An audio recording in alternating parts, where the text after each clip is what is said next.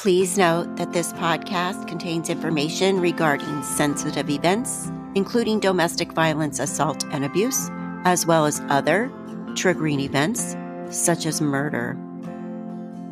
This podcast is intended for mature audiences. When Alice jumped down the rabbit hole, she immediately regretted her decision. A rabbit hole is a metaphor for something that transports someone into a troubling, surreal state or situation. Welcome to Afterglow, the unveiling of the Idaho cult. This podcast will take you down the deepest of rabbit holes as it unfolds. This story is so compelling, so bizarre, and so heinous, it's impossible to look the other way. Chad Daybel and Lori Vallow were dedicated in the most horrible way to an ideology that should only be fiction. Instead, their ideology put them behind bars. Join us as we explore the lives, lies, and diabolical crimes of Lori Vallow and Chad Daybel. I'm your host, Kathy Brooks. Please follow and subscribe wherever you get your podcasts.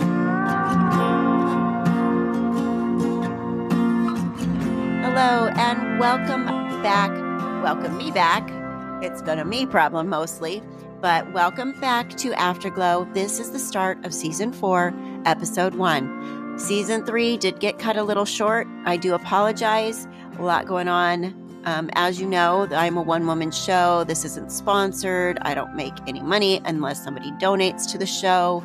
Very, very few ads, and they only make pennies. And there are other podcast ads on my ads. So enough of that. I have been around. The summer was very busy. The holidays are very busy. Time is slowing down a little bit right now between work. I'm a hospice RN case manager. I have a big caseload of patients right now, but I work Monday through Friday. So I am going to do my best to squeeze in my podcast recordings on the weekend. I also take care of my mom. Her dementia is getting really bad, but I am trying to get a full-time caregiver for her to come in the house as well, which will save me so much time and energy and peace of mind, because if you've ever had a mom or a dad that you've had to take care of on your own without help that has dementia, it's very exhausting. And she has the mean dementia, like Lewy body dementia. Her mood swings are huge. She hallucinates. She gets really mad at me.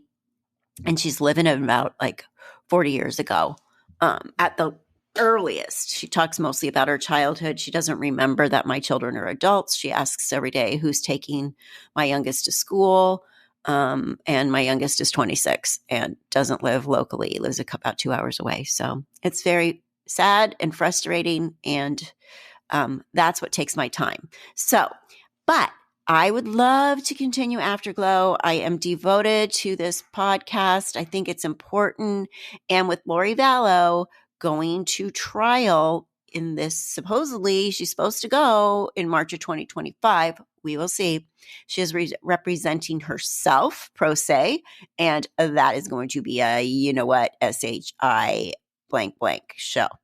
Let's get started with this episode. We left off last season, our very short season, Season 3, with Melanie Gibb on the stand at Chad Daybel's preliminary hearing. Now, this was before the actual murder charges came down on Chad.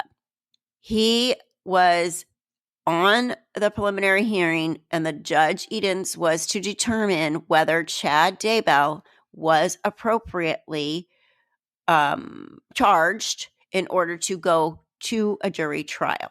So in this episode, what I want to do is I want to play the testimony of David Warwick at Chad Daybel's preliminary hearing. David Warwick is Melanie Gibb's boyfriend during this time. Eventually, they got married. I'll have to dig up the date. But he testifies because he was in Idaho, in Rexburg, at Lori Vallow's apartment the night before JJ was said to have been murdered. So listen to his testimony. It's a little difficult sometimes to hear, especially in the beginning when they're kind of getting settled. He has obviously a hearing deficit, and Pryor isn't very nice about it, but Pryor thinks he can't hear anyone. So maybe Pryor has the problem with the hearing. I don't know. But anyway, Pryor's not been my favorite person in this, as you can tell. I'm a little anti-Pryor. But let's listen to David Warwick testify at Chad Daybel's preliminary hearing. David Warwick. Mr. Warwick, if you'll come forward, stand in front of the plexiglass, raise your right arm, and face the clerk. We solemnly swear or affirm that the testimony you are asking in the constant opportunity will be the truth and whole truth and the best truth of God. Yes. Mr. Warwick, you can be seated right here in this witness box. You can take off your mask when you're seated there. If you'll please put yourself close to that microphone. We're making an audio recording. Mr. Warwick, if you'll also make sure to wait for the question to be completed before you answer the question, and then try not to speak over an attorney if they're in the middle of a question, so that we don't have two different voices going at the same time. Mr. Wood, you may inquire when you're ready. Will you state your name and spell it for the record? Couldn't hear the last part. Okay. So, Mr. Wood, if you'll speak closer to that microphone. It's difficult with this plexiglass. Sure. So, Mr. Wood, if you'll speak loudly, we'll make sure that Mr. Warwick can hear you. Mr. Warwick, could you state your name and spell it for the record? David Dale Warwick. Mr. Warwick, can you spell that name for the record? Spell it. Warwick. Thank you. Mr. Warwick, how long have you known Chad Daybel? We've crossed paths several times in the last 5 years. So approximately 5 years. What's that? So you've known him approximately. Approximately, 5 years. yeah. Okay. And are you familiar with Lori Daybel? Sorry, what was that? Are you familiar with Lori Daybel? Yes. When did you meet her? I met her first week of August 2019 Where was that? at her home, Where was her home? Gilbert, Arizona. Okay. Was Chad Daybel there? Yes.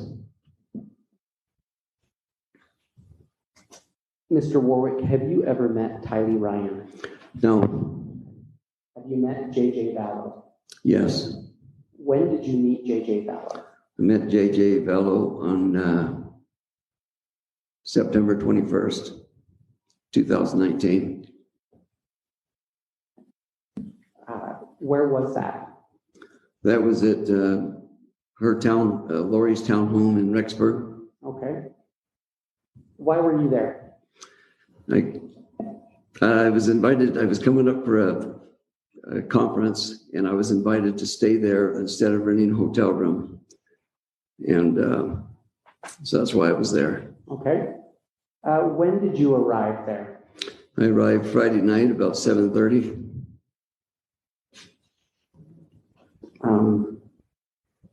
And you said you were there for a conference, correct? Say that again? You said you were there for a conference, correct? Yeah, the conference was on Saturday. And so. And you attended that conference, correct? Yes.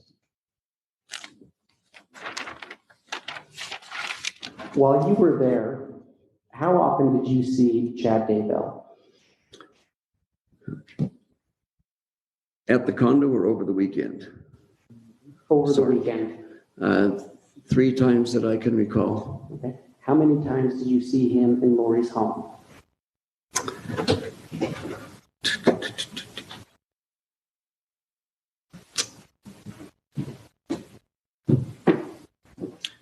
Mr. Warwick, we have a listening device here. I can tell that Yes. maybe you're a little bit hard of hearing. Yeah, I am. We appreciate you being here. We want to accommodate you. Do you mind if we try this hearing device to see if it's a little bit easier for you to hear? Yes, that'd be great. All right.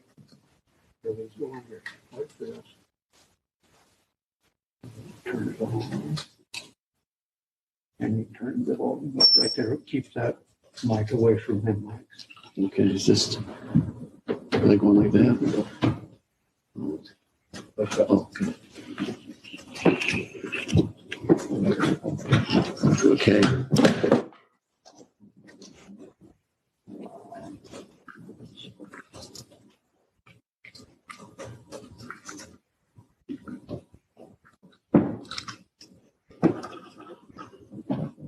Mr. Warwick, can you hear me okay? Yes. Is that better? About the same. All right. Well, let's experiment with it a little bit here. If it's not better, you're welcome to take it off. I want to do all that I can to make sure that you can hear me, hear Mr. Wood, and hear Mr. Pryor when those questions are happening. If there's anything you don't hear, please let us know. We'll speak louder and we'll speak slower. We want to make sure that the testimony and the record is very clear here today, okay? Okay. You may proceed, Mr. Wood. Mr. Warwick, can you hear me clearly? Yes. Okay. I don't recall if you answered my last question. How many times over the weekend of September 20th through the 23rd, how many times did you see the defendant Chad Daybel at Lori's house? Once. Okay. So when was that? That would be Sunday, the 22nd. Okay. Did you have opportunity to visit with Mr. Daybel? I did. What did you speak about?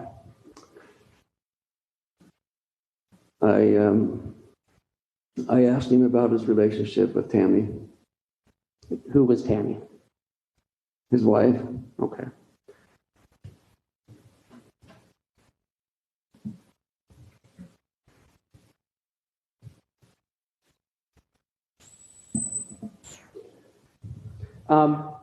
Mr. Warwick, did you see J.J. Vallow in Lori's apartment? I did. Did you interact with him at all? I tried to a couple of times. Okay. How did that go? It was like I wasn't even there. He didn't acknowledge me at all. Okay. And you're aware that he had autism, correct? Yes. Okay. Do you recall the night of September 22nd, 2019? Yes. What did you do that night? We were I was doing a podcast with Melanie Gibb and Lori Vallow. Was JJ there when you did your podcast? No. Did you see him at all that night? Yes. When was that? When he was staying with Alex, and Alex brought him home and carried him to bed. So Okay. when the door opened, that's when I think that's me. You were just talking about, I believe, Mr. Cox bringing JJ into Lori's house. Yes. Do you recall what time that was? I don't recall it exactly. Okay. It was later in the night. Okay. Was Chad Daybel there? What's that? Was Chad Daybel there at that same time? No. Let's talk about the morning of September 23rd, 2019. What did you do that morning? I got up to get ready to go. Then I went downstairs to say goodbye to everybody. Okay. And who was there? Melanie Gibb and Lori Vallow. Okay. Did you see JJ there? No, Did you talk to Lori about JJ that morning? I did. What did she tell you about JJ that morning? She said that he was being a zombie and climbed up on the cabinets, climbed up on top of the fridge, smashed her picture of Christ down, and then climbed up onto the upper cabinets and got between the top of the cabinet and the ceiling. Okay. And then what did she tell you? I asked to see him, and she just said that he was out of control, so she had Alex come and get him. And who was Alex? Lori's brother. Okay. Is that Alex Cox? Yes. Okay.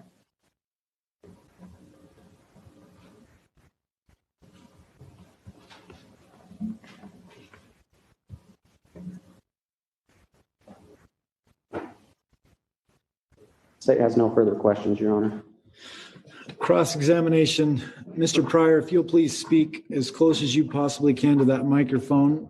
I think it's going to be a lot easier to hear. And Mr. Warwick, at any time you don't understand my question, would you please ask me to state it again, please, sir, would you? Yes. Thank you. Mr. Warwick, would it be a fair statement that Mr. Daybel only showed up the entire weekend from the 19th to the 23rd at Lori Vallow's apartment one time? That's what I can remember. Okay. So to suggest, or if anyone suggested that he was in and out of there multiple times, that's just not a true statement, would it? Is that correct? I'm not sure about that either.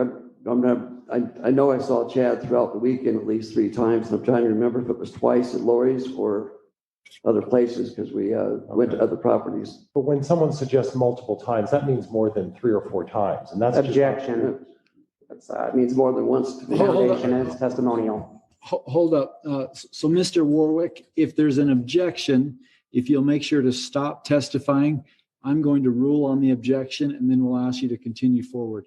Okay. The question was multiple times insinuates 3 or 4 times, something to that effect. more than 3 or 4 times, Judge. More than 3 or 4 times. Mr. Wood, your objection? That's testimonial. Mr. Pryor, do you wish to respond to that? Well, it's not testimonial, it's a question, and for us to clarify what the fact that there may have been a suggestion he was there multiple times, I get to clarify that. He doesn't get to create new definitions for words, Your Honor. I'm not trying to create new definitions for words. I'm trying to clarify what all of the testimony in this case is, and I'm entitled to do that. Mr. Pryor, why don't you ask the witness what his definition of multiple times is, and then you can go from there. Mr. Warwick, what is your definition of multiple times? More than once. Okay. So 2 times is multiple times. Yeah, 2 times to be multiple times. Okay. And I'm just trying to be going off the best of my memory, Okay. to be honest. And I appreciate that. Thank you, sir. There was one of those multiple times, the 2 or 3 times you saw Mr. Daybel was viewing a piece of property. Is that correct? Yes. And that was at what time? That was on the Sunday, the 22nd? It was a Sunday. It was Sunday. I can't remember if it was late morning or afternoon. And who was present at that real estate discussion? First, it was Lori Vallow, Alex Cox, Melanie Gibb, and then Chad showed up later with a realtor. Okay. And where was that located, that discussion and that meeting? It was. May I offer a suggestion, Boy, I'm Chief? trying to. May I offer a suggestion that it was at a piece of property close to Chad Daybel's? Yes. So at that point, Miss Vallow and your girlfriend at the time, Miss Gibb, were there. Then you showed up, and then Mr. Daybel showed up with a real estate agent and himself. So there were 5 of you there. Is that correct? Yes. Okay. And how long of a meeting was that, sir? I'd estimate 30 minutes. Okay. And when did that meeting end approximately? And I don't need an exact idea, but a ballpark as to when you felt that meeting ended. I really don't recall. Okay. And then after that meeting was it late afternoon, early afternoon? I really don't recall. Okay. I'm trying to. Was it in the morning? If it was morning, I would say it was late. Okay. But at some point the meeting ended, and then did Mr. Daybel go back to Lori Vallow's apartment at that point? No. Did Miss Vallow and your girlfriend go back to Lori Vallow's apartment? Well, everybody had separate cars, so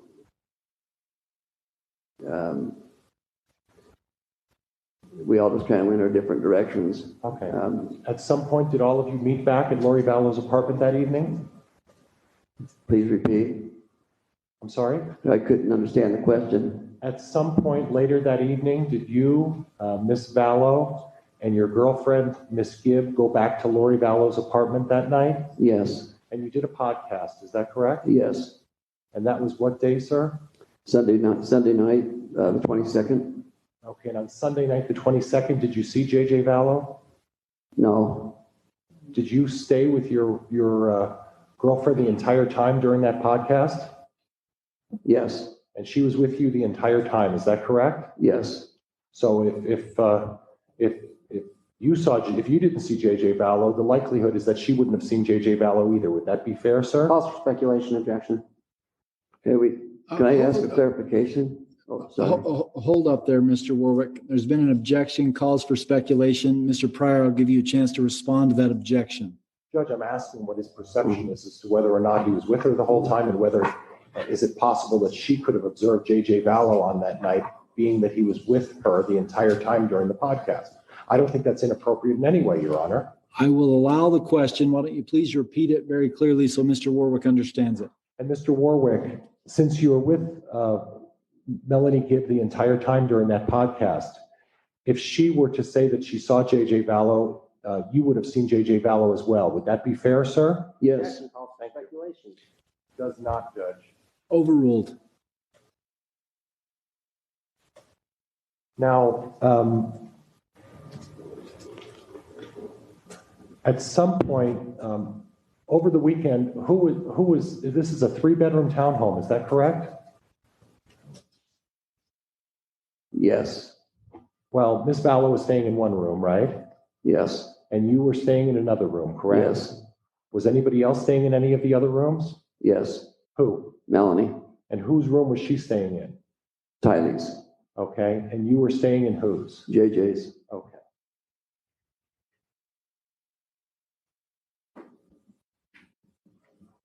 Are you aware of whether or not your girlfriend has any kind of an auditory disorder or been diagnosed with a hearing difficulty?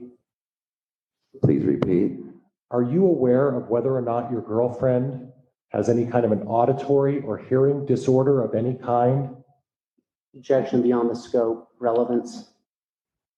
Mr. Pryor? Judge, it goes to perception of whether or not either of them can hear properly. I think it's proper examination. Ms. Gibb had testified a certain way, and I want this witness to confirm that. And I think I'm I think I'm perfectly within my right to inquire about that. With the objection beyond the scope, there was no direct examination of this witness about an auditory disorder of Ms. Gibbs, so I will sustain the objection.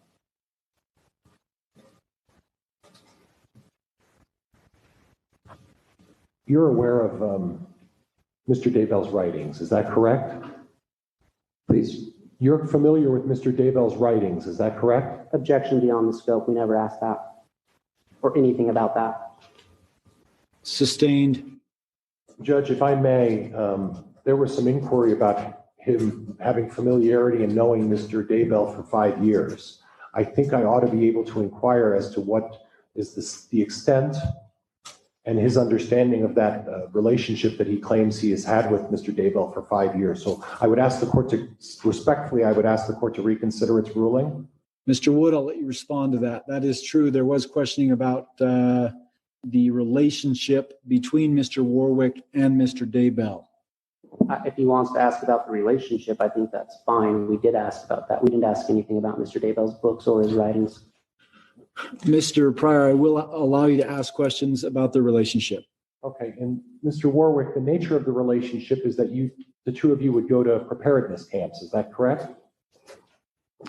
we've been to preparedness camps, but not together. Okay, and both of you share a faith in the LDS religion, is that correct? Yes, As well as your girlfriend and Ms. Vallow also are active and share the faith in the LDS religion, is that correct? yes, And you're familiar with Mr. Daybel because as part of these seminars and places you visit over the years, one of them is Mr. Daybel as being an author of fiction books. Is that correct? yes, Okay. So you're familiar with Mr. Daybel's writings and his fiction writings. Is that correct? not the fiction. I did not read any fiction books. Okay, but he did write fiction books. Your Honor, I've already objected. This has been ruled on. Judge, it goes back to his understanding of his relationship. I think it's perfectly permissible. As far as the question, have the books been read? It's already been answered that he did not read any of the fiction books. Why don't we go from there? Mr. Pryor, you may Judge, I proceed. think I'm going to move in a different direction if I may. You may. How well did you know Alex Cox, sir? What about Alex Cox? How well did you know him, sir? Not very well. Okay. Would you clarify your answer a little bit for me in terms of what the nature of your relationship with Alex Cox was? He was at Lori Vallow's home when I met him in August, and he was at her condo when I was there at the condo. And so Alex was, he was just a fun guy, sense of humor, wasn't taking anything real serious, so we had light conversation, Okay. but nothing in depth. Did you ever have any difficulty understanding what anybody was saying to you while you were having conversations with them, while you were at the Vallow residence? No, it was not. So you've never had any difficulty in hearing or understanding what anybody is saying to you when you're having a normal conversation with them. Would that be fair, sir? Objection relevant. Please repeat. Okay, I'm sorry you didn't hear me. Did you ever have any difficulty when you were having conversations, and I'll speak very loudly into this so you hear me. Did you ever have any difficulty having and understanding conversations when you were at the Vallow townhouse in September? Sometimes there is, but I always ask for clarification. Okay. Alex Cox, would it be fair to represent to you that your recollection from September 19th through the 23rd of September, that Alex Cox was a frequent visitor to Lori Vallow's townhome? Yes, Okay. And at one point, did you ever observe Alex Cox babysitting JJ? he seemed to take care of JJ really well. They seemed to have a good relationship. And so They were very close. Would that be fair? they seemed close to me. And anybody else, and I don't want to misrepresent, but obviously JJ would have difficulty being with anybody else and would have some difficulty other than Alex. It was difficult for him to bond with other male people. Would that be a fair statement? That's what I observed. Okay. Now, I'd like to switch gears a little bit about Tylee. You never met Tylee, is that right? Never did. Did you ever discuss with Lori Vallow your girlfriend's relationship with Tylee? Objection beyond the scope. The question, Mr. Pryor, was, did you ever discuss with Lori Vallow Mr. Warwick's relationship? Miss Gibbs' relationship with Tylee. Was that a topic of discussion? And there's been an objection as to beyond the scope. I'll let you respond to that, Mr. Pryor. Judge, there was some representation about that he didn't have any kind of a relationship with Tylee, and I think I ought to delve into that. If he didn't have a relationship, Miss Gibbs is claiming that she had, I'm not really sure how to define what she said as her relationship with Tylee, but I think I ought to be able to inquire in that a little bit. I'd also renew my objection based on hearsay, calls for hearsay. Well, if Miss Vallow made some representations about her and Miss Gibbs' relationship with Tylee, I think that comes in, Judge.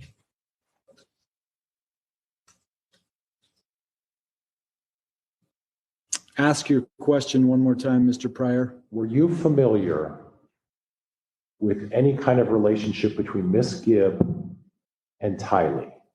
No. Were you aware of any difficulty with the relationship between Miss Gibb and Tylee? Objection. Beyond the scope, we've never asked anything about that of this witness. Mr. Pryor? Judge, it goes back to any kind of a relationship with Tylee and what he's familiar with. He said he doesn't have a relationship, and he's in at least it appears to be a significant relationship with a partner, and I think I ought to be able to inquire into that. I'll allow that question. Were you familiar with any sort of difficulty with the relationship between Miss Gibb and Tylee? Yeah. Melanie just said that Tylee was, I'm trying to remember how she said it. Your Honor, I'm going to object. This calls for hearsay. Sustained. Judge, I'm done. I've covered everything that I think I need to cover in this case. Thank you very much, Mr. Warwick. I appreciate it. Any redirect, Mr. Wood? Yes, just briefly. Mr. Gibb, or Mr. Warwick, I apologize.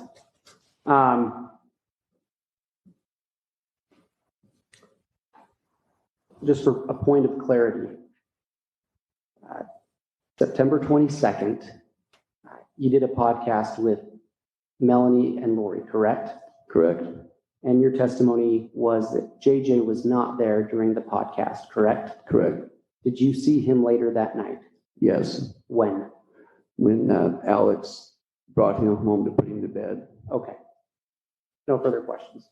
And Judge, may I follow up, because that did bring up an issue in terms of that, because that's inconsistent with what I recall him previously testifying that he didn't see JJ Vallow. So I think I ought to be given the leeway for at least one very simple question, Judge. I'll allow that. Mr. Wood, if you want to follow up, if there's a new issue that's raised from the question, I'll allow that as well. Go ahead, Mr.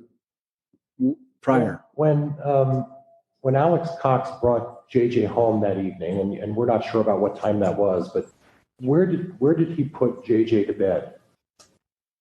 Where did he put JJ to bed? Where did he put JJ to go to sleep? Where did he In lay? Lori's room. In Lori's room. Okay. All right. Thank you, Judge. That's all I have. Mr. Wood. Nothing further. Mr. Warwick, you may be excused from the witness stand. Thank you for being here. May this witness be excused. Yes, from Your the Honor. Thank you very much. Thank you, Mr. Warwick.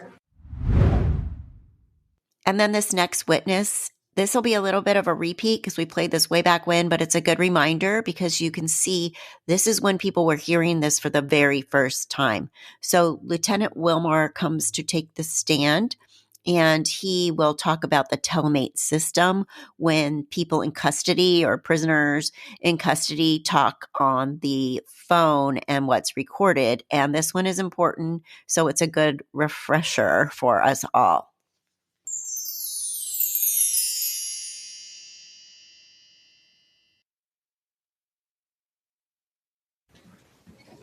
Lieutenant Wilmore, if you'll come forward, please stand here in front of the plexiglass, raise your right arm and face the clerk.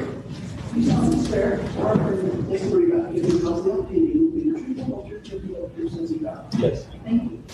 Lieutenant Wilmore, you can have a seat here at this witness stand. You can take off your mask when you've been seated there.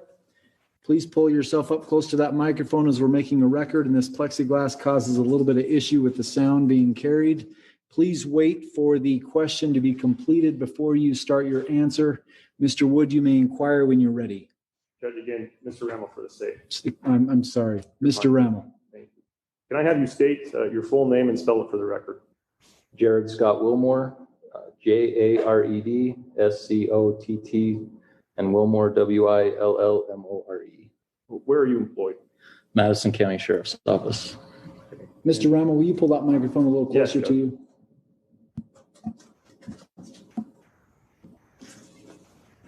And how long have you been employed for Madison County Sheriff's Office? It'll be 17 years this year. Okay. And how long in law enforcement overall? 17 years. And are you post certified? Yes. Okay. What are your current assignments and responsibilities? Currently, I'm the lieutenant over the Madison County Jail, and I'm in charge of managing that facility. Lieutenant, as a part of your current responsibilities, do you oversee the jail telemate system in Madison County? Yes. Can you explain what that system is and how it works? The telemate system is our inmate communication system. It's the phone system, so inmates can communicate with their friends and family. On the outs, we offer phones, and then we also offer video tablet visits. And how long have you overseen telemate in Madison County? Since 2016. Okay. What is involved with maintaining the jail call system? A lot of it is self-maintained, but it's just following up on phone calls, visits, monitoring visits and phone calls, and making sure there aren't any violations of the program or anything like that, and also making sure that there aren't any safety concerns that come across that system. Whenever an inmate places a call, is any information recorded or stored regarding that call? Yes, everything that comes across Telmate is stored, with the exception of clergy visits and attorney visits and phone calls. And how do you access the information? I access it through, it's a web-based program, and I have a username and password to log in. Do you have the ability to edit or make changes to any of this information? No, For instance, you cannot edit or change the date and times of the call. no.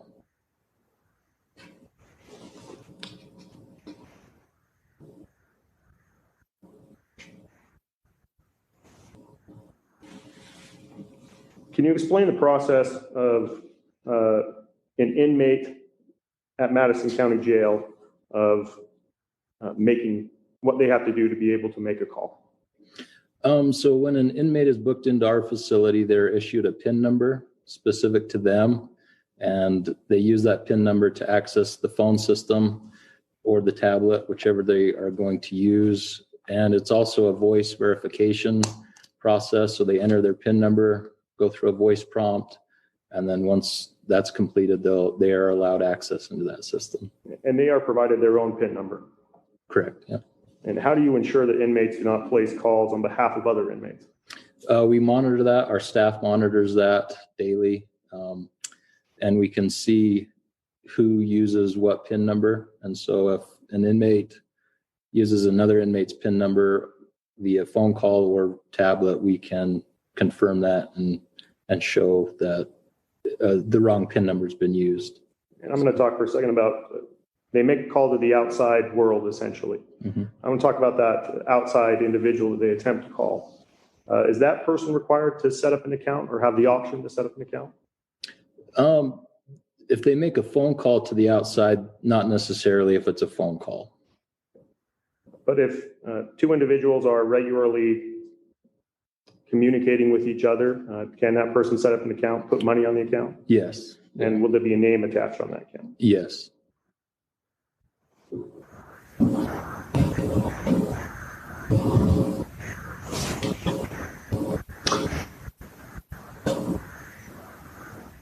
Lieutenant, at the prosecutor's office request, did you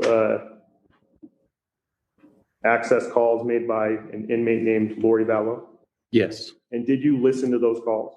Yes. Judge, if I could have defense provided an opportunity to look at what has been marked as State's Exhibit 20 and then have the witness handed State's Exhibit 20.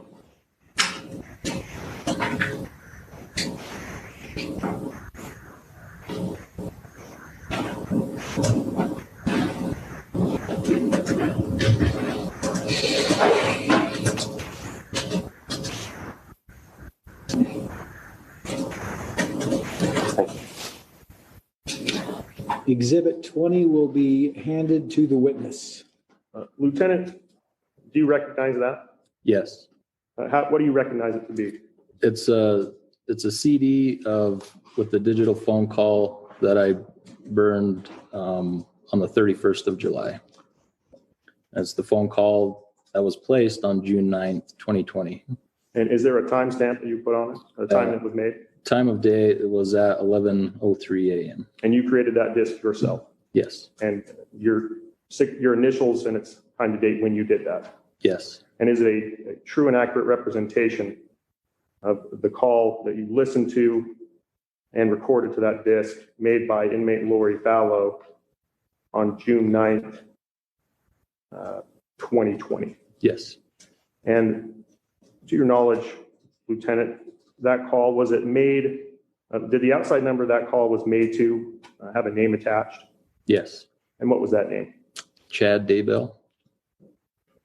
Judge, I would move to admit what has been marked as State's 20. Mr. Pryor. No objection, Your Honor. And Judge, I would move to publish. Exhibit 20 will be admitted. We'll also have it published. Madam Bailiff, if you can please put that in the machine. So I'm stopping it right here just to fast forward. They started playing the recording and then the audio was terrible. So they took a break, had IT look at it, and now they're coming back. So they're going to start it again. So I don't want you to have to listen to the bad audio and then them coming back and starting it over. So I just skipped to that part where they're starting it again. But The audio is still pretty bad, but just listen very carefully, and it does help to listen with headphones. Here you go.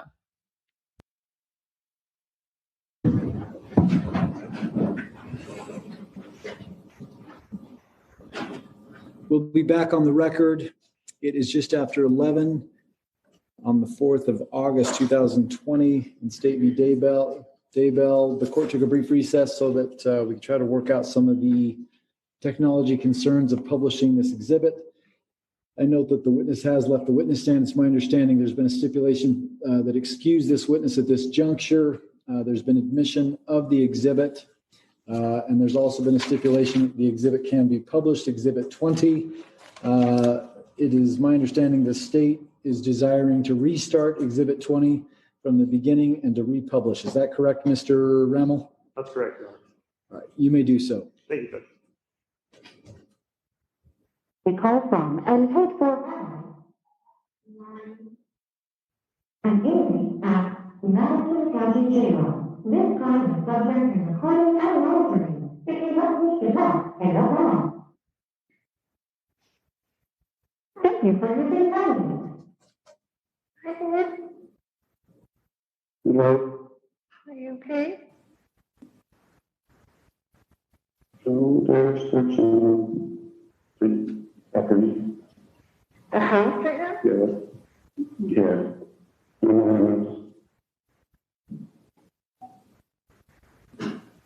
So Mark means we'll be talking to you. Okay. What, are they in the house? No, they're out in property. Are they seizing stuff? Again? They're searching. There's a search warrant, and so just get in with the kids.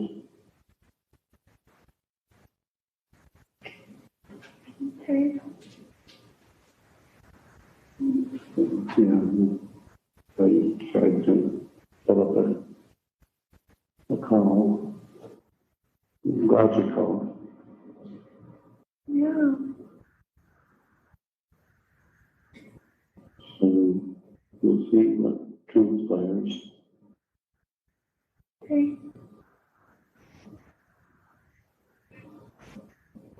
Yeah, don't. What do you want me to do? Pray. What? What do you want me Yeah, to pray. Pray. Yeah. Okay. What can I do for you? I'm feeling pretty calm. I would call Mark, though, maybe. Just talk with him. Have you talked to him already? I did call him, yes. So he knows what they're doing? Yeah. It's okay. Call from somebody else I need to talk to. I love you so much. Okay, I love you. Should I try to call you later? I don't know. I don't know. You can try, yeah. I'll reach if I can. Okay. I love you and we'll talk soon. Okay, baby. I love you. Okay. Love you. Good night.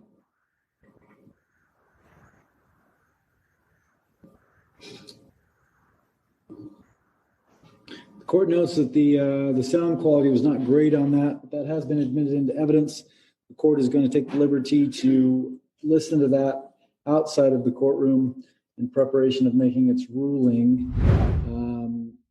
So I'm going to narrate, or I'm going to repeat it from the transcript that I found online. Operator, a call from blah, blah, right? Then it says Lori Daybel says, Lori. Operator says, an inmate at the Madison County Jail. This call is subject to recording and monitoring. If you do not wish to talk, hang up now. Thanks for using Telmate. Then Lori says, hi, babe. Chad says, hello. Lori says, are you okay? And Chad said, no, they're searching the property. Lori says, the house right now? Chad says, yeah. Then possibly not the house. There's some unintelligible stuff there. Then he says, so Mark Means will be talking to you. Now remember, Mark Means is Lori's attorney. Lori says, okay, what? Are they at the house? Chad said, no, they're out in the property. Lori says, are they seizing stuff again? Chad says, they're searching. There's a search warrant. And so he says something unintelligible with the kids. Lori says, okay. Chad says, so yeah, saw you tried to pull up a call. I'm glad you called. Lori says, yeah. Chad says, so we'll see what transpires. Lori Daybel says, K. I think she said, okay. Chad Daybel, something unintelligible. And Lori says, what do you want me to do? Pray? Chad says, what? Lori says, what do you want me to? Chad says, no, I'm sorry. Lori laughs. Chad, well. Lori, okay, what can I do for you? Chad says, I'm pretty calm. I would call Mark, though. Can you just talk with him? Lori said, have you talked to him already? Chad says, possibly. I've tried to call him since. Lori says, so he knows what they're doing? Chad says, yes. Chad says, yeah. Looks like I've a call from somebody else who I need to talk to, honey. I love you so much. Lori says, okay, I love you. Should I try to call you later? Chad says, I don't know. You can try. Yeah, I'll answer if I can. Lori says, okay. Chad says, I love you and we'll talk soon. Lori says, okay, baby, I love you. Chad says, okay, love you, goodbye. So that's the transcript of that. Best they were able to transcribe it, but a couple of them I've read, he does mention kids in that one sentence. So, Now we are going to move on to the final. I'm not playing all the witnesses because these are all going to come back in the regular trials. But because this is leading up to what really went on and the first time people have heard about it, I'm going to play one other witness at the preliminary hearing. And this one is about the raccoon, the text between Tammy and Chad. Is that going to be? Judge Benjamin D. Benjamin D? Yeah, for today's purposes, title of Mr. Dean. Mr. Dean or D? D as in dog, Dean. Okay, thank you.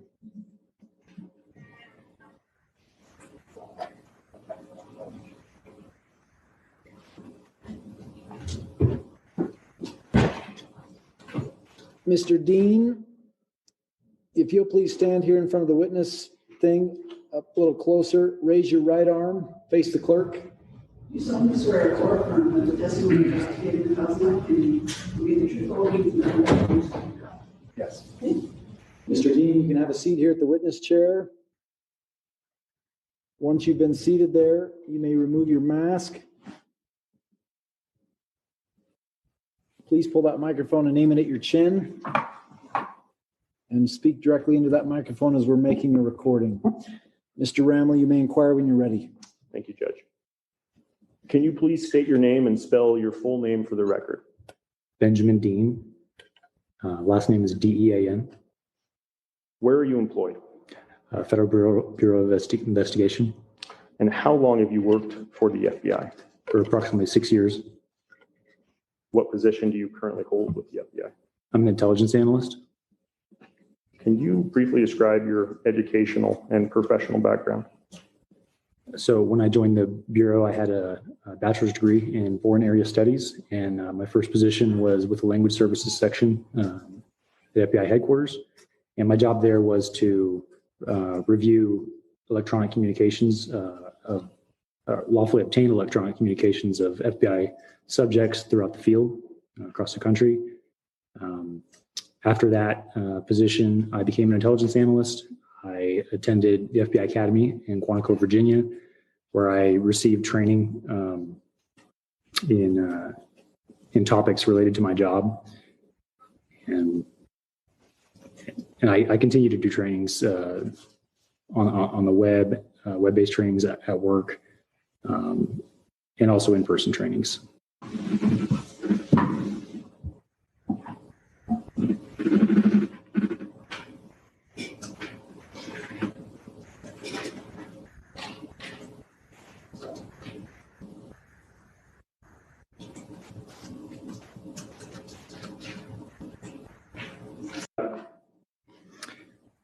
This is a copy of the messages sent between Chad and Tammy Daybel on September 9th, 2019. How do you know this? I know this because I reviewed these exact same messages in this exact same message conversation, while I was doing the review of the device. Mr. Dean, is it a true and accurate representation of the messages that you reviewed between those two numbers that were sent on September 9th, 2019, starting at 11:53:27? Yes, it is. Judge, I would move to admit. There's no objection, Judge. Thank you. Exhibit 31 will be admitted. Is now a good time to take a recess, Mr. Rammel? How long do you expect the continued questioning of this witness to take? Judge,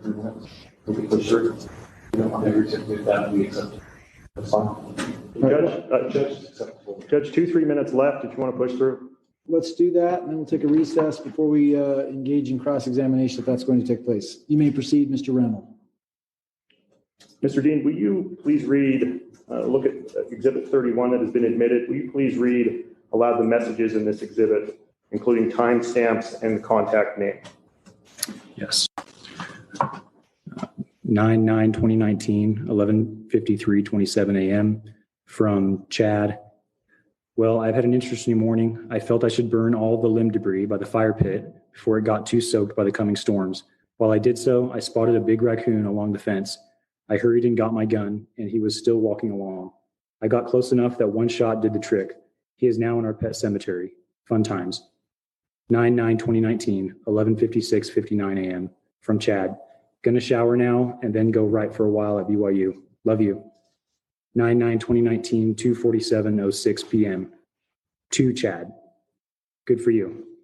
9/9/2019, 2:48:20 p.m. from Chad. I'm back home now. You testified, Mr. Dean, that these messages initially caught your attention. Yes, they did. Why? The first message in particular caught my attention because it was longer and more detailed than any of the other messages between Chad and Tammy that were stored on the device. Most of the messages between Chad and Tammy were relatively short, and they dealt with matters around the house, for example, whether to pick up food for an animal, the depositing or cashing of checks, and the comings and goings of one or the other, when they would get home, when they would be leaving. It appeared to me to be the first and only message sent from Chad to Tammy in which Chad was describing and informing Tammy of his day's events in such a lengthy and detailed manner. The other thing that caught my attention was the date. If you recall earlier in my testimony, I mentioned how my first assignment in this case was reviewing the tips that came in pursuant to the press release that was asking for visitors who had been to Yellowstone National Park on the 8th of September, 2019 to send in photos and videos that may help in the investigation. And that was because Tylee and JJ had been seen at Yellowstone that day. After reviewing hundreds of those photographs and videos, in consulting with the team members on the FBI side who were also involved in this case about the timeline, because they'll know that timeline, I was well aware that that date, the 8th of December 2019, was the last day that Tylee Ryan was seen alive. So upon reading this text message in which Chad appears to claim to have started a fire, shot and killed a large animal, and buried it on his property, I recognized that it was sent the day after Tylee Ryan was last seen alive, and I became concerned. What did you do after you reviewed those messages? I relayed the information to the case agents. Judge, that's all I have for this one. Thank you. We'll take a brief recess. So let me read you this article right now. So this article is from Fremont County, Idaho on August 5th, 2020. The Chad Daybel case will likely go to trial. After 2 days of evidence and testimony from more than 10 witnesses, Judge Farron Edens has found probable cause was shown, and there is probable or sufficient cause to believe that Chad Daybel committed counts 1 through 4 as designated in the amended criminal complaint. Chad Daybel is charged with 2 felony counts of conspiracy to commit destruction, alteration, or concealment of evidence, and 2 felony counts of destruction, alteration, or concealment of evidence. Let me play the audio of the ruling.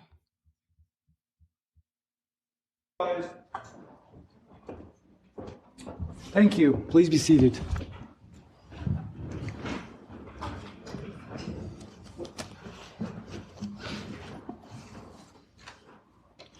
We're back on the record in CR 2220-755, State of Idaho versus Chad Guy Daybel.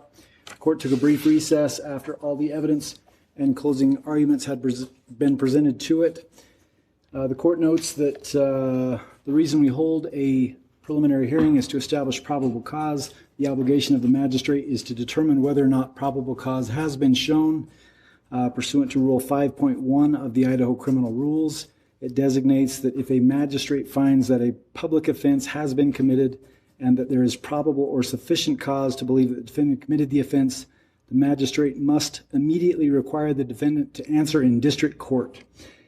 The court finds, after reviewing all of the testimony that has been presented here, as well as exhibits 1 through 31, as well as the argument that has been made by both the state's defense and the state's attorney and the defense attorney, the court finds that the state has met its burden of probable cause, and I find that there is probable or sufficient cause to believe that the defendant, Chad Daybel, committed the offenses counts 1 through 4 as designated in the amended criminal complaint.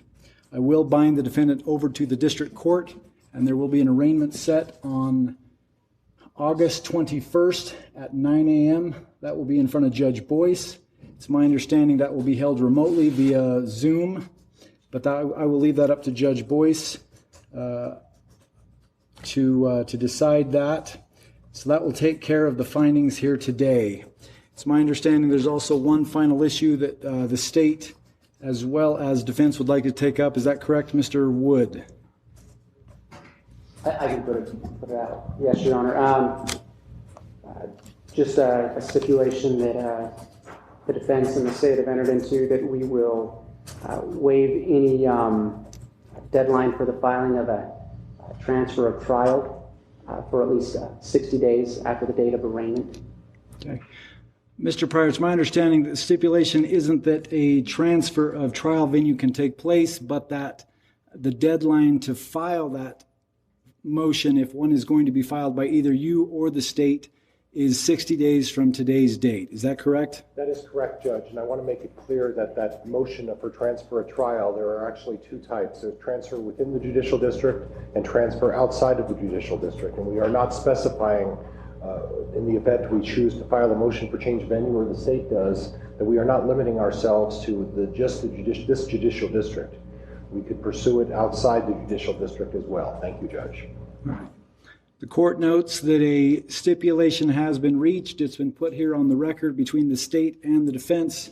I will honor that stipulation. It will be ordered that 60 days from today's date will be the deadline for either the state or the defense to file a motion to transfer the location of the trial within or without District 7 here in the state of Idaho. With that, is there anything else we need to take up here today, Mr. Wood? Not from the state. Mr. Pryor? Not from the defense, Judge. Thank you for your consideration. I appreciate the zealous representation that has been taking place here today. I'm very impressed with the attorneys, the argument that has been made, as well as the investigation. The court will be in recess. Thank you all. All right, I think that's enough for this episode. On the next episode, I already have it queued up. We are going to listen to Melanie Gibb be interviewed in Chandler, Arizona by the Chandler detectives regarding the murder of Charles Vallow. Now remember, so many things were going on in real time because there's so many players in this game. And I am trying to keep it as much in chronological order as absolutely possible so we can figure out what's going on in real time. So for now, thank you so much for listening to Afterglow, Unveiling the Idaho Cult. My name is Kathy Brooks. Please consider giving my show a 5-star rating and review if you're so inclined. I really appreciate you all. It's nice to be back, and I am going to keep trucking along. Thank you so much. I appreciate you all. Sources for this episode: East Idaho News, Annie Cushing, Annie Linux. Thank you so much. Stay safe and stay well. Bye-bye.